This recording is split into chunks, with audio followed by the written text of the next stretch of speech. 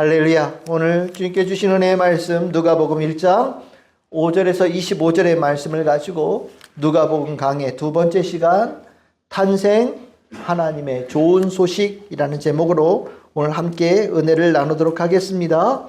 우리가 지금 이제 나누고 있는 누가복음 전체는 예수님의 이야기입니다. 복음서라는 뜻이 그런 뜻이다라고 말씀을 드렸습니다. 구원자 되시는 예수님의 생애를 누가는 가장 정확하고 사실에 근거하여서 하나님을 잘 알지 못하고 구약 성경의 말씀도 잘 알지 못하는 이방인들에게 예수님께서 구원자 되심을 알게 하고 믿게 하려고 누가복음을 저술하였다. 우리 지난주에 말씀을 나누었습니다. 그렇다면 누가는 이제 예수님의 생애를 서술하면서 무엇으로부터 어디서부터 시작할까? 아마 이 고민은 아마 기피하지 않았나라는 생각이 듭니다. 저도 뭘 할 때는 뭐부터 하지? 무슨 얘기부터 꺼내지? 실은 그게 풀리면 나머지는 좀 많이 쉽거든요. 그리고 저는 이 누가가 오늘 읽었던 본문 사가랴 엘리사벳 그를 통하여서 태어나게 될 요한, 흔히 세례 요한이라고 하는 요한까지 있는 이 이야기를 누가는 예수님의 이야기를 시작하는 첫 번째 이야기로 삼고 있습니다. 이 이야기가 생각보다 굉장히 길지요. 예수님의 이야기의 탄생 이야기보다 어떻게 보면 더 긴 것 같다라는 생각이 들 정도로 아주 긴 이야기가 나옵니다. 그러면 이 누가는 이 사가랴와 엘리사벳의 이야기를 왜 이렇게 길게 적어주고 있는가? 실은 이 이야기에는 사가랴와 엘리사벳이 등장하지만 겉으로는 이들이 주인공처럼 보이지만 실은 이 이야기는 안에는 예수님이 들어있어요. 예수님을 이해하는 데 아주 중요한 하나의 단서들이 이 이야기 안에 들어있으면서 예수님께서 탄생하시는 그 부분에 우리가 제대로 이해할 수 있는 기초를 마련해 주는 겁니다. 우리가 성경 안에서 많은 인물들이 나오지 않습니까? 뭐 뛰어난 인물들, 믿음이 뛰어난 인물들, 훌륭한 일을 한 사람들의 이야기도 많이 나오죠. 하지만 성경의 주인공은 변함이 없어요. 모든 곳에서 하나님이 주인공이시고 예수님이 주인공이시고 성령님이 주인공이십니다. 그러니까 이 등장인물이 어떤 인물이 나오든 간에 그 안에는 하나님, 예수님, 성령님이 그 안에 주인공으로 초점을 맞추면서 그것을 바라보는 도움을 주기 위해서 나오는 이야기라는 것을 우리 성도님들이 꼭 기억하셨으면 좋겠습니다. 그럼 오늘 읽었던 본문, 이 긴 본문에서 이 사가랴 엘리사벳의 이야기를 통하여서 누가는 예수님에 대해서 무엇을 말하고 있는가? 오늘 그것을 좀 우리가 살펴보겠습니다. 첫 번째로 이 누가는 사가랴와 엘리사벳의 이야기를 통하여서 예수님께서 이 땅에 오실 때의 역사적, 사회적, 종교적 배경이 어떠했는지를 전해주고 있습니다. 실은 그것은 칠흑 같은 어둠과 절망, 암울한 상황이었다라는 것을 그 상황 속에서 예수님께서 이 땅에 오셨다라는 것을 이 사가랴와 엘리사벳의 이야기를 통해서 우리에게 전달해 주고 있어요.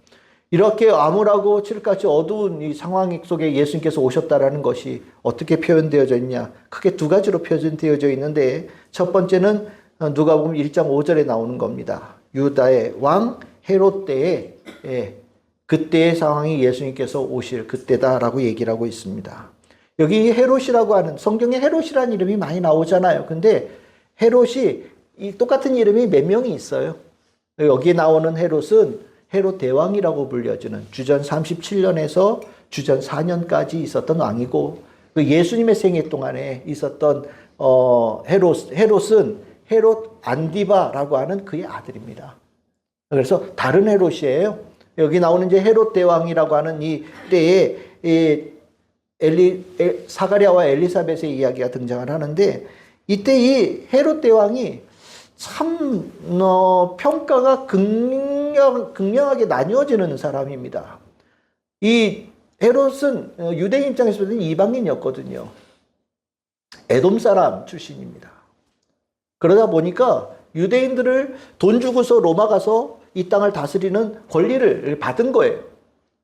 그러다 보니까 유대인들에게 환심을 살려고 막 성전을 증축하기도 하는 그런 일도 했어요. 근데 워낙 심성이 안 좋은 사람인지 막 자기 가족들도 막 죽이고 좀 비윤리적으로 살았습니다. 그러니까 가뜩이나 이방인이 통치하니까 유대인들 별로 안 좋아하는 데다가 살아가는 모습도 너무 비윤리적이다 보니까 인기가 너무 없었어요.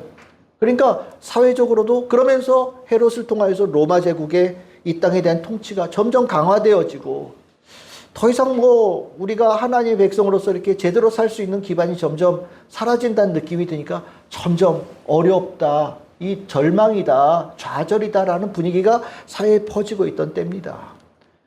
더군다나 이게 그때 좀 종교래도, 종교 지도자래도 좀 잘했으면 좋을 텐데 이때 정말 정신이 없었어요. 대제사장이 되려고 돈 싸들고 막 로마 황제한테 가서 돈 주고 그 대제사장의 직분을 돈 주고 샀습니다.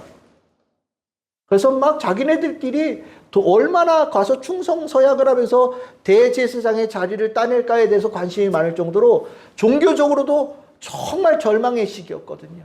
어디 하나 소망을 둘 수 없는 그때가 바로 헤롯 때이거든요. 오늘 이 사가랴와 엘리사벳의 이야기에서 제일 먼저 헤롯 때다라는 이야기를 딱 들으면 아는 사람들은 힘들었겠네, 어려웠겠네, 깜깜했겠네, 절망이었겠네, 이런 생각이 확 들어오는 거예요. 사회적인 분위기, 문화적인 분위기, 종교적인 분위기가 그랬다라는 것을 이 이야기를 통해 전해주고 있어요.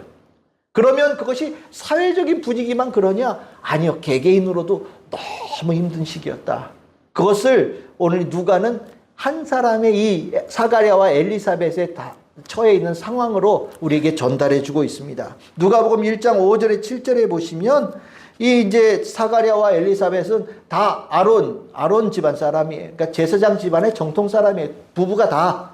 그런데 하나님 앞에 의인이기도 하고 하나님 말씀도 잘 지키고 흠도 없이 행하는 참 모든 것에 있어서 잘했는데 흠이 있어요. 뭐가 나옵니까? 나이가 많이 점점 들어가는데 자식이 없어요. 뭐 요즘 같으면 자식 없으면 뭐 없는 대로 살면 되지 라고 생각할지 모르겠는데 당신은 그렇지 않은 거예요. 유대의 그 역사의 이야기 중에 이런 얘기가 있습니다. 랍비가 파문을 당하는데 이제 제사장보다 한참 밑이에요. 근데 이 랍비가 파문을 당하는데 이유가 뭐냐? 아내가 없는 것, 그리고 아내가 있는데 자식이 없는 것. 그게 파문의 이유예요. 파직되어지는 이유가 될 정도로 자식이 있느냐 없느냐는 하나님께 복받은 자냐 복받지 못하는 자의 아주 극명하게 보여주는 증거라고 봤거든요.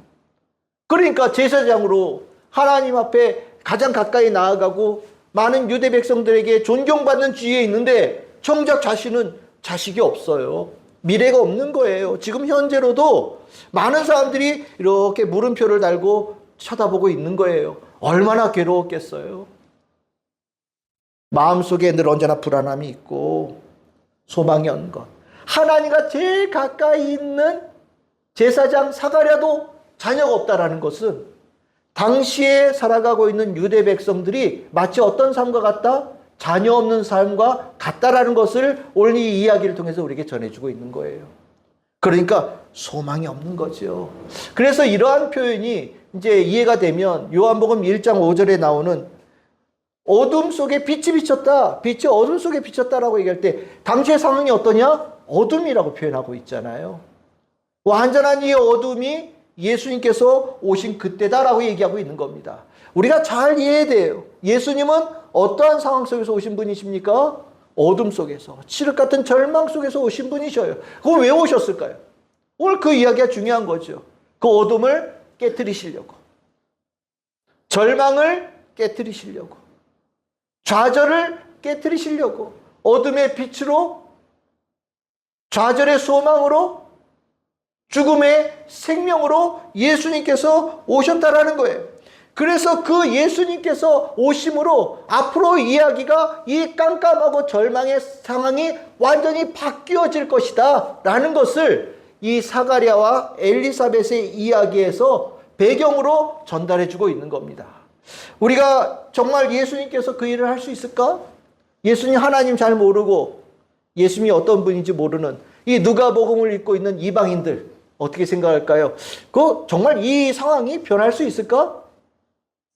이렇게 모든 것들이 총체적으로 난국인 이 상황을 해결할 수 있을까? 아마 이 이야기를 처음 읽으면서 첫 장을 딱 폈을 때 아이고 힘들겠네 라는 생각이 들지도 모르겠어요. 그런데 누가는 얘기합니다. 어려워. 누구도 해결할 수 없어.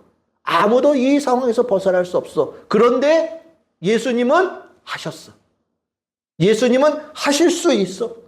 되었고 능히 하셨고 그것을 하기 위해서 이 땅에 오신 분이 예수님이셔 라는 이야기를 이 뒤에 이어서 전달해 주고자 이 사가랴 엘리사벳의 이야기를 길게 그리고 힘든 상황을 전달해 주고 있다라고 우리가 이해해야 되겠습니다.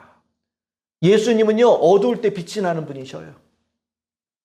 가장 힘들 때 예수님의 존재가 내 삶에 큰 능력이 되어지신 분이셔요.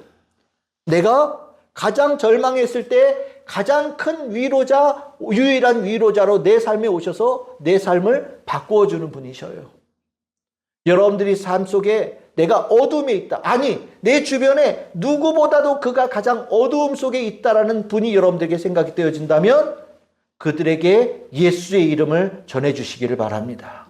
예수의 이름은 오늘 누가가 전해준 것처럼 낭망의 상황을 변화시킬 수 있는 그 놀라운 축복의 이름이 되어집니다. 오늘 이 사가랴와 엘리사벳의 이야기에 통하여서 예수님에 대한 이야기의 배경 첫 번째가 어두운 시대에 예수님께서 오셨다라는 것을 전달해 주려고 이야기를 쓰고 있다. 이해하시기를 바랍니다. 그럼 두 번째는 뭐냐? 두 번째는 사가랴와 엘리사벳의 이야기를 통하여서 하나님께서 이 땅에 위대한 개입을 시작하셨다라는 것을 전달해 주고 있는데 그 전달에 하나님께서 개입하시는 것을 좋은 소식이라고 하면서 뭐가 좋은 소식이냐? 탄생이 좋은 소식이다라는 것을 전달해 주고 있어요. 실은 이 이야기의 가장 중요한 초점은 탄생입니다. 누가 태어난다라는 거예요. 근데 그 태어나는 게 하나님께서 일하시는 중요한 모멘텀이다. 시작이다라는 거예요. 요소라는 겁니다. 탄생이라는 것을 통해서 하나님은 이 땅에 좋은 소식을 주시는 분이시다라는 것을 이 사가랴와 엘리사벳 그리고 세례 요한의 탄생의 이야기를 통하여서 우리에게 탄생이 좋은 소식이구나라는 것을 이해할 수 있는 선제적인 이해의 틀을 이 이야기를 통해서 우리에게 전달해주고 있다는 겁니다. 여러분들 오늘 이 이야기에 보시면 사가랴 얘기 나오잖아요. 사가랴 제사장 집안에서 중요한 인물입니다. 그가 당번이 되어져서 영광을 가지고 하나님 앞에 예배를 드리러 갔는데 오늘 거기에 천사가 그에게 나타났다. 누가복음 11장에 나오죠. 주의 사자가 나타났다. 그에게 찾아왔다. 왜 찾아와서 뭐라고 얘기하느냐? 19절에 좋은 소식을 전하여 주러 왔다. 좋은 소식이다 라고 얘기를 하고 있어요. 우리가 좋은 소식이 이제 복음이라고 하는 거죠. 내가 너에게 좋은 소식을 전하러 왔다. 우리는 이 이야기 읽으면서 그럴 수 있지. 하나님께서 말씀하여 주시고 우리에게 응답하여 주시고 이게 대단한 일이야? 라고 생각할지 모르지만 이거 대단한 일이에요. 왜냐하면 우리 구약성경과 신약성경 사이에 이렇게 성경에 공백이 있죠. 시간에 공백이 있습니다. 구약성경이 끝나고 신약성경이 시작되어지는 그 사이에 꽤나 긴 시간의 공백이 있어요. 그것을 교회에서는 어떻게 표현하냐면 400년 동안의 하나님의 침묵이라고 표현합니다. 말라기 예언자가 마지막으로 예언한 이후에 400년 동안 이스라엘 백성이 아무리 부르짖어도 하나님께서 그들에게 응답하지 않은 시간을 400년을 보내셨다 이렇게 이해하거든요. 그런데 오늘 그 400년의 침묵을 깨고 성전에서 기도하는 분향하는 사가랴에게 하나님께서 가브리엘 천사를 보내셔서 응답하신 사건이 일어난 거예요. 놀라웠고 충격적인 사건입니다. 400년이 말이 400년이지 엄청난 시간이잖아요.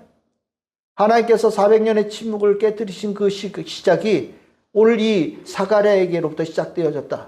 실은 그 400년의 침묵을 아는 사람, 또 하나님의 응답을 그렇게 기다렸던 많은 사람들은 이 사가랴 앞에 주의 천사가 나타나서 하나님의 좋은 소식을 전했다라는 이 이야기는 굉장히 충격적이고 놀라운 이야기가 되어집니다.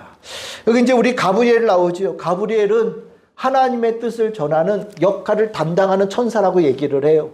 이제 우리가 성경에는 천사 이름이 많이 나오지 않는데 실은 천사 이름 잔뜩 나와 있는 또 성경 밖에 책이 좀 있거든요.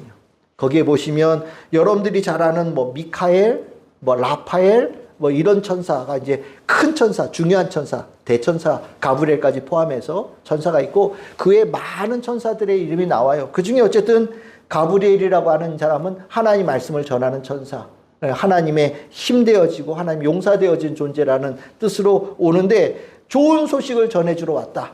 이제 가브리엘이 온 거죠. 그러면 이 좋은 소식이 뭐냐? 좋은 소식이 뭐냐? 궁금하잖아요. 하나님께서 좋은 소식이라고 하는데 그 좋은 소식의 정체가 무엇이냐? 우린 다 기대한단 말이죠. 상식적으로 생각한다면 하나님께서 너에게 좋은 소식을 준다. 그럼 여러분들 뭘 기대하시겠어요? 날 부자로 만들어 주시나? 뭐 예를 들어서요. 나를 갑자기 저 높은 자리에 뭐 당선되게 해가지고 올라가게 해주시나? 응? 좋은 소식이라고 하니까 유대인들 입장에서 봤을 때는 나라가 망해가지고 나라가 없는데 나라를 세우게 해주시려나? 뭐 이런 생각들을 할 거 아니에요. 그렇죠?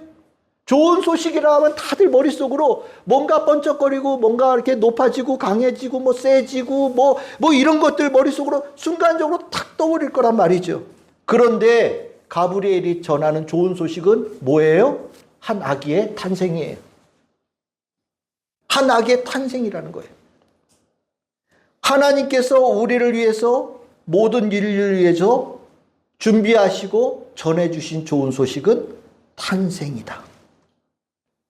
탄생이 좋은 소식이다라는 이야기에 아마 선뜻 동의하기 어렵다라는 생각이 드시는 분들이 계실 수 있을 거예요. 애게 탄생으로 좋은 소식이라고 얘기를 하셔?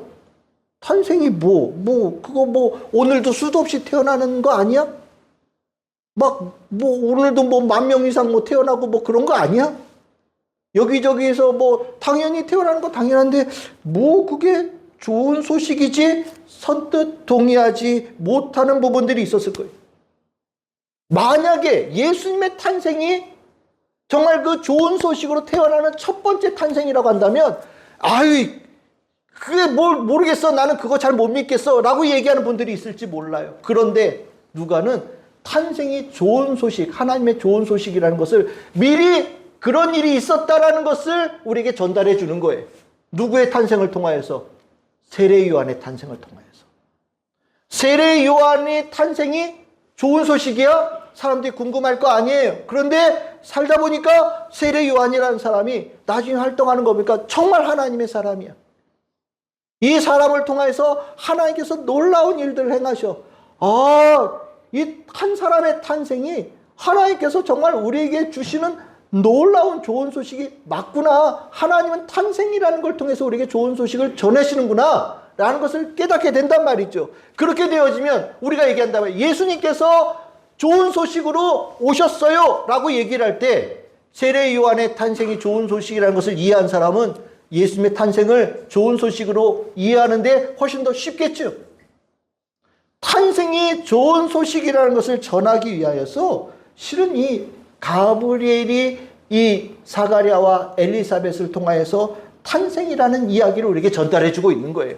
이걸 이해하는 것은 굉장히 중요한 겁니다. 여러분들에게 무엇이 가장 기쁜 소식이고 좋은 소식입니까? 예수님의 탄생이 좋은 소식이에요. 우리 대림절 지금 기다리고 있잖아요. 그 탄생을 기다리고 있는 거예요. 성탄절에 선물을 기다립니까? 아니에요. 예수님의 이 땅에 오심을 기다리는 거예요. 왜? 하나님의 좋은 소식임을 내가 알기 때문에. 실은 그것을 우리가 알게끔 만들어주는 기초 이해가 이 세례 요한의 탄생에서 나오는 겁니다.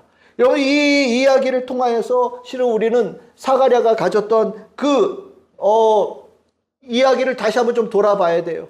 여러분들 이 제사장들이 24반열, 그러니까 조가 있었던 거예요. 큰 조로 24개 조가 있었습니다. 24개 조가 번갈아가면서 올라가는 거예요. 1년에 한 2차례씩 올라가는데 그 각 조에도 굉장히 많은 제사장이 있었어요. 왜? 그 중에 제비를 뽑는 거예요. 누구는 바깥에서 문 지키는 사람, 뭐 예를 들어서요. 누구는 바깥에서 향을 준비하는 사람, 뭐 준비한 사람도 있잖아요. 그런데 그 중에 정말 운이 좋게, 아니, 하나님의 특별한 선택 속에 뽑는 것 중에 가장 영예로운 게 뭐냐면 다 준비되어진 기도의 분향을 가지고 하나님 앞에 나아가서 성소 안으로 들어가서 분향을 올리는 사람이 정말 최고의 운이 있는 사람이에요. 그런데 오늘 사가랴가 일생에 한 번 할까 말까한 그 일에 뽑혔다라는 거예요. 그 이 사가랴는 온 민족의 모든 사람의 열망, 소망, 기도를 대신하여서 하나님 앞에 분향하며 나아가는 거예요. 그게 누가복음 9장 1장 9절에서 10절에 나오는 그런 내용입니다. 그러면 여러분들 사가랴가 가서 뭘 기도했겠어요? 하나님, 이 땅을 구원하여 주시옵소서. 뭐 그런 기도했을 것 같잖아요. 그렇죠? 지금 자식이 없어요. 제가요 자식이 없는데 나이가 많은데 온 민족을 대표해서 기도하러 올라가면서 오늘 제가 먹을 것이 없는데 먹을 것을 주시고 제가 자식이 없는데 자식을 주시고 저는 개인적인 기도하겠어요? 안 하겠죠. 그렇죠? 이 땅을 구원하여 주시옵소서. 하나님의 나라가 임하게 하여 주시옵소서. 이런 큰 기도 제목을 가지고 올라갔을 거 아니에요. 그런데 그 기도에 정말 신기하게도 응답이 온 거예요. 나라를 구원해달라고, 이 땅을 구원해달라고 기도회를 올렸는데 하나님께서 그 기도에 응답을 가브리엘을 통해서 주신 거예요. 근데 그 응답이 뭐예요? 탄생이에요. 내가 자식을 구해서 자식을 주시겠다고 하는 것이 아니라 이 땅에 하나님의 나라를 세우시고 구원하여 주시옵소서 그랬더니 하나님께서 응답하시는데 너에게 아들을 주겠다라고 하나님께서 응답하여 주신 거예요. 그러니까 이 아들은 나의 영광을 위해서 주신 하나님의 응답이 아닌 거예요. 모든 사람들의 구원을 위한 하나님의 나라를 위해서 하나님께 주신 응답으로 하나님께서 주신 겁니다. 그래서 그것을 누가복음 1장 13절에서 17절까지 말씀하고 있는 거예요. 그 요한이라는 아들이 있을 텐데 그 아들은 너를 기쁘게 하는 그런 아들 정도가 아니라 많은 사람들을 구원하는, 이 땅에 하나님의 나라를 세우는, 하나님의 나라를 회복하는 그 일에 쓰임받는 하나님께서 쓰시고자 하는 보내신 자가 될 것이다라고 말씀하고 있는 겁니다. 그러니까 우리가 이 말씀을 잘 이해되는 거예요. 탄생, 한 사람의 탄생이 하나님께서 이 땅에 좋은 소식을 전하는 아주 중요한 통로구나. 이 탄생이 중요하다는 것을 깨닫고 나면 이제 우리 성경에서, 이건 좀 다른 이야기지만 여러분들 세례 요한이, 우리가 탄생이 중요한 걸 알게 되면 세례 요한의 탄생이 초점입니까? 아니에요. 세례 요한의 탄생이 하나님의 좋은 소식이라는 걸 알게 되면 예수님의 탄생으로 우리는 초점으로 옮겨야 되는 거예요. 그래서 세례 요한의 이야기를 얘기할 때 성경에서 늘 하는 얘기가 있어요. 세례 요한이 뭐라고 그러냐? 나는 낮아지고 예수님은 높아져야 된다. 나는 아무것도 아니고 예수님이 진짜다라고 얘기를 해요. 그게 뭐냐? 하나님의 좋은 소식의 진짜는 내가 아니라 예수님의 탄생이 진짜 좋은 소식이다. 내가 아니라 진짜 탄생으로 이 땅에 좋은 소식을 전하는 본체는 내 뒤에 올 그분의 탄생이 하나님의 좋은 소식의 본체다라는 얘기를 사도 세례 요한이 계속해서 얘기를 합니다. 여러분들 요한복음 1장 27절과 요한복음 3장 30절 이 말씀을 이제 이해하시겠습니까? 자기의 이 탄생은 예수님의 탄생의 좋은 소식을 알리는 중요한 도구에 불과한 거예요.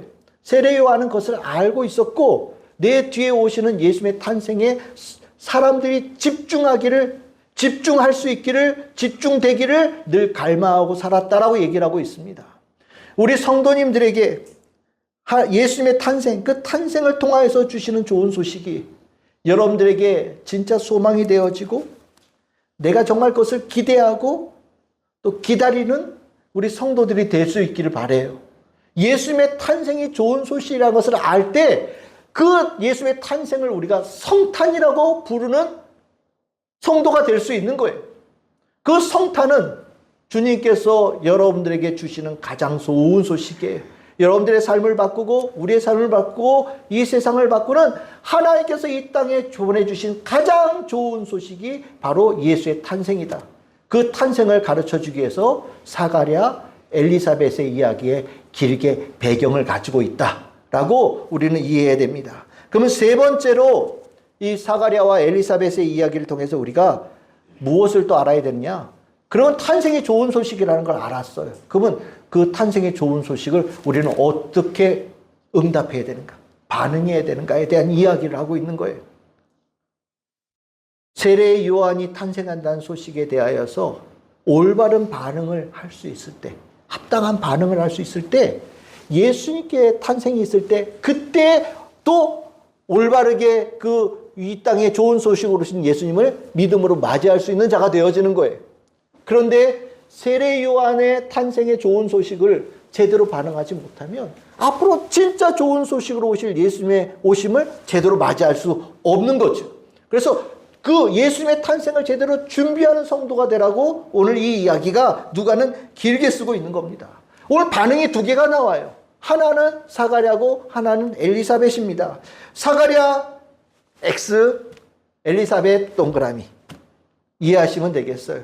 사가랴, 여러분들 사가랴 기도하러 올라갔잖아요. 그 대단한 일을 하면서 기도하러 올라갔어요. 근데 사가랴가 참 재밌는 게 400년 동안 응답이 없어서 그런지 가면서도 별 기대 안 했던 것 같아요. 기도는 하는데 400년 동안 응답이 없었으니 이거 뭐 수도 없는 사람들이 제사장들이 이제까지 매일같이 한 거잖아요. 응답이 있으면 어떻게 할까? 이런 준비 없이 그냥 기도만 한 거예요. 근데 덜컥 응답이 온 거죠. 사가랴가 이 하나님의 응답에 대해서 하나님께서 기대하신 응답의 반응의 모습을 보이지 못합니다. 굉장히 냉담하고 굉장히 부정적이었죠. 1장 18절입니다. 사가랴가 천사에게 이르되 내가 이것을 어떻게 알리요? 라고 얘기를 해요. 이 말이 표현이 좀 격한 표현입니다. 이것을 어떻게 표현하면 되냐면 나는 그런 일 모릅니다. 뭐라고 하는지 나 그거 모르겠어. 뭐라고 난 천사 당신 뭐라고 얘기하는지 전혀 이해하기 못하겠어. 그건 말이 돼? 그 말이 되는 소리라고 있어. 지금 나라고 보냈는데 뭐 애가 뭐 태어난다. 에이 그게 지금 그거하고 어떻게 연결이 돼? 아이 말도 안 돼. 그런 일은 있을 수 없어. 아이 대놓고 천사가 가브리엘 하는 말에 사가랴가 반박한 거예요. 그러니까 거기서 싸운 겁니다. 실질적으로. 우리가 하나님께서 주시는 좋은 소식에 대하여서 이 탄생을 하찮고 불가능한 것으로 여기는 경우들이 있거든요. 하나님께 주신 이 탄생의 이 위대함을 있을 수 없는 일, 불가능한 일, 에이, 그건 허풍. 이런 식으로 폄하하는 일들이 있는 거예요. 실은 우리 안에 그 반응이 본능적으로 나옵니다. 왜 우리의 머릿속으로 잘 이해 안 되는 부분들이 있거든요. 여러분 대표적으로 믿음의 조상이라고 하는 아브라함. 하나님께서 자식 주신다고 하시는데 안 믿잖아요. 창세기 17장 17절에 보시면 속으로 웃어요. 내가 100세인데 무슨 아들을 줘? 사가랴도 똑같은 거예요. 내가 나이가 많아요. 내 아내도 나이가 많아요. 이 나이에 무슨 아들을 가질 수 있겠어? 라고 속으로 웃는 거예요. 탄생의 하나님의 약속을 믿지 못하는 거죠. 근데 이거는 분명하게 잘못된 반응이라는 것을 성경에서 우리에게 계속해서 말씀하고 있습니다. 하나님의 말씀에 대하여서 너의 생각으로 부정적이고 안 된다라는 생각을 갖는 것은 하나님께서 좋은 소식을 전했을 때 기대하는 모습이 아니라는 거예요. 너는 못해도 하나님은 하신다. 너에게는 불가능해도 하나님은 능히 할 수 있다. 그러니까 믿어라 라는 것이 성경에서 우리에게 가르쳐주는 중요한 믿음의 모습 아닙니까? 하나님의 약속을 믿는 자가 되어져라. 정말 이 사가랴 그 부정적인 반응에 바로 벌 받지요. 1장 20절입니다. 네 아들 태어날 때까지 너는 말 못할 것이다. 입을 하나님께서 확 봉해버리셔요. 왜 봉해버리셨을까? 부정적인 말 못하게 하려고 입을 그냥 꼬매버리신 겁니다. 하나님의 뜻을 거부하는 교만에 대해 멈추게 하는 하나님의 조치였던 거예요. 왜? 다 그렇게 사는 거예요. 하나님의 일에 대해서 일반적으로 나타나는 모습이 사가랴에게 있는 겁니다. 그리고 하나님이 얼마나 대단한 능력을 가지고 있는지 자기가 직접 경험시킨 거죠. 갑자기 말을 못하니까 얼마나 놀라겠어요. 조금 전까지 기도 다 했는데 갑자기 말을 딱 못하게 만들어주시니 자기가 느끼면 알잖아요. 그러니까 사가랴가 그 경험을 통해서 하나님이 어떤 분이신지를 자기가 스스로 체험하게 만드신 거죠. 실은 이 부정적인 반응은 옳지 않다라는 것을 이야기해서 전해주고 있는 거예요. 아이, 예수가 무슨 동정녀에게서나 뭐 이런 거 있잖아요. 말이 돼? 그런 게 어떻게 말이 돼? 있으면 나와봐. 에이, 그거 뭐 어디서 태어난지 알 수 없는 그 사생아를 무슨 뭐 동정녀에서 났다고 그래. 이렇게 속으로 생각하는 경우들이 있거든요. 하나님은 다 아셔요. 우리의 마음속에서 그런 반응이 나올 수 있다는 걸 아신다라는 거예요. 근데 그러한 반응에 대해서 하나님은 옳지 않은 반응이다라고 말씀하고 계시는 겁니다. 그러면 그 탄생이라는 좋은 소식에 대해서 어떻게 반응해야 되느냐? 엘리사벳이 마땅한 반응이죠. 남편은 말 못해요. 아무 말 못했는데 뭐 글이라도 써서 뭐 표현했겠죠. 뭐래도 표현해서 아내에게 얘기를 했겠죠. 그런데 어떻게 됐는지 모르는데 이제까지 자식을 못 가졌던 엘리사벳의 몸에 변화가 일어납니다. 근데 이 변화가 자연스러운 일이 아니라는 것을 엘리사벳은 아는 거예요. 엄마는 아는 거죠. 아빠는 몰라도 엄마는 아는 거예요. 이게 자연스럽지 않다. 뭔가 우리 뭐 따지고 뭐 해서 하는 그 아기를 갖는 그 과정과 전혀 상관없이 자기의 몸에 아기가 생겼다는 걸 느낀 거죠. 그것을 엘리사벳은 무엇으로 표현할 수 있냐면 그 가운데 성령의 충만함이 있었다. 하나님의 임재의 충만함이 있었다라고 이해할 수 있어요. 왜냐하면 가브리엘이 1장 15절에서 성령의 충만함을 받을 것이다 라고 말씀을 전해주고 있거든요. 그 성령의 충만함으로 아이가 있고 아이가 생기고 내 뱃속에서 자라는 것을 이 엘리사벳은 느끼는 거죠. 이 하나님의 일들이 내 안에서 이루어지는 것, 탄생이 하나님의 좋은 소식이라는 것을 엘리사벳이 알면서 실은 엘리사벳은 그것에 대해서 합당한 반응들을 보이기 시작해요. 그게 뭐냐면 여기 15절에 뭐라고 나옵니까? 그가 주 앞에 큰 자가 되어지고 포도주나 독한 술을 마시지 아니할 것이다 라고 얘기하잖아요. 이게 이제 구약 성경에 나온 나시린이라고 표현하는 사람들이죠. 하나님께 바쳐진 자. 세상의 것과 구별되어져서 완전히 하나님의 일을 평생을 하겠다고 바쳐진 자로 하나님께서 잉태시키시고 그가 이 세상에 태어나서 그 일을 하게 만드실 것이다라는 것을 말씀하고 있는 거거든요. 엘리사벳은 이 뱃속에 있는 이 아이가 하나님의 일을 할 좋은 소식의 탄생이라는 것을 아는 거예요. 그러니까 어떻게 하겠습니까? 내 뱃속에 있을 때부터 이 아이를 구별되게 기르는 거예요. 이 탄생이 좋은 소식이라는 것을 알기에 이 좋은 소식이 하나님의 뜻을 제대로 나타낼 수 있도록 자기가 몸을 스스로 구분하고 조심하고 근신하는 삶을 하는 거예요. 그게 이제 누가복음 1장 24절 25절이에요. 5달 동안 숨어 있었다. 격리되어 있었다. 세상과 어울리지 않고 정말 하나님의 사람으로 태어날 수 있도록 엄마가 뱃속에 있을 때 이 아이를 그렇게 뱃속에서부터 키웠다라는 거예요. 그리고 이 아이가 앞으로 어떤 일을 할 것이냐? 25절에 보시면 부끄러움을 없게 하시고 하나님께서 이렇게 나에게 축복하셨다는 것을 나타내는 아이가 될 것이다. 얘기하고 있는 거예요. 우리가 이 모습을 잘 기억해야 됩니다. 하나님께서 좋은 소식을 주실 때 하나님은 우리에게 사가랴와 같은 반응이 아니라 엘리사벳과 같은 반응을 원하셔요. 부정적인 반응이 아니라 하나님의 말씀을 받아들이고 그 말씀에 순종하면서 그의 말씀에 좋은 소식에 합당한 삶을 살아가는 삶의 변화가 있기를 우리에게 원하신다라는 거예요. 좋은 소식, 예수님의 탄생은 그런 거예요. 예수님 탄생하실 때 아이고 몇 킬로였대 이게 중요한 게 아닌 거예요. 잘생겼대 이런 게 중요한 게 아닌 거예요. 예수님께 좋은 소식으로 탄생하셨다는 것을 알면 나는 그 좋은 소식에 합당하고 같이 할 수 있는 하모니를 이룰 수 있는 자의 삶을 내가 준비해야 되는 거예요. 그래야 우리가 그 탄생의 축복을 내가 풍성하게 함께 공유하고 받을 수 있는 자가 되어지는 거거든요. 대림절이 어떤 기간이냐? 바로 그 기간이에요.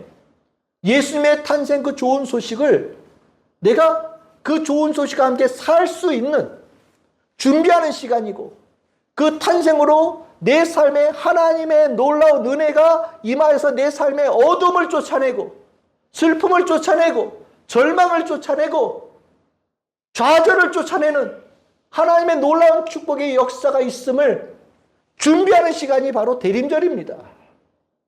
누가는 길게 예수님과 상관없는 것 같은 사가랴와 엘리사벳의 이야기를 전해주면서 우리에게 예수님의 탄생을 이해하고 준비할 수 있는 성도가 되라고 권면하고 있는 거예요.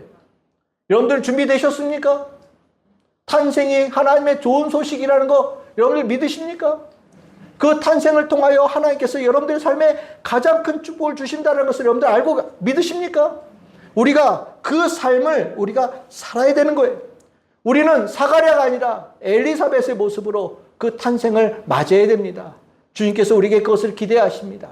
이 대림절의 시작, 앞으로 4주간 동안 이어질 이 대림절의 기간 동안 엘리사벳의 마음으로 구별되어진 자로 예수님의 탄생을 준비하고 기대하고 기다리는, 그리고 기도로 주님을 찬양하고 주님의 오심을 기쁨으로 맞이하는 우리 참 즐거운 교회 모든 성도들 다 되시기를 주님의 이름으로 축복합니다.